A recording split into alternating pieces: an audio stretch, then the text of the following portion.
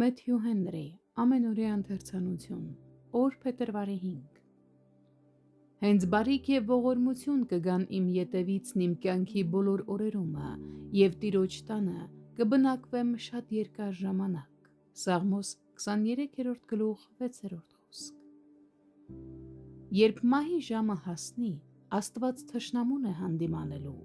Նա կառաջնորդի իր զավակներին գավազանով եւ կպահի նրանց իր ցուպով։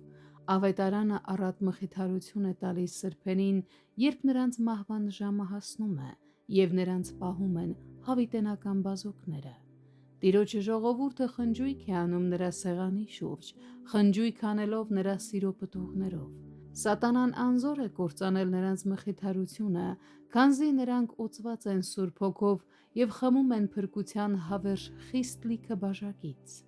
Անցյալի փորձը հավատացյալներին սովորեցնում է վստահել, որ Աստծո բարությունն ու ողորմությունը կգան նրանց ետևից իրենց կյանքի բոլոր օրերում, եւ նրանք ձգտում եւ մտադիր են իրենց երջանկությունը փնտրել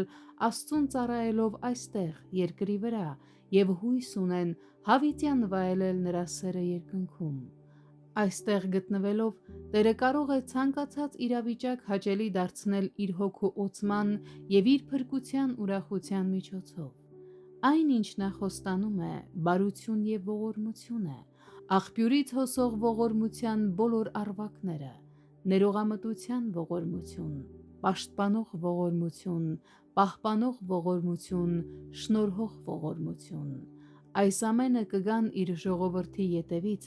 ինչպես ժայռից բխող ջուրն էր անապատում հոսում Իսրայելի ճամբարի ետևից։ Այն կուղեկցի նրանց բոլոր վայրերում եւ բոլոր պայմաններում։ Նրանք, ովքեր ցանկանում են բավարարվել նրա տան օրհնություններով, պետք է հավատարմորեն կատարեն իրենց պարտականությունները։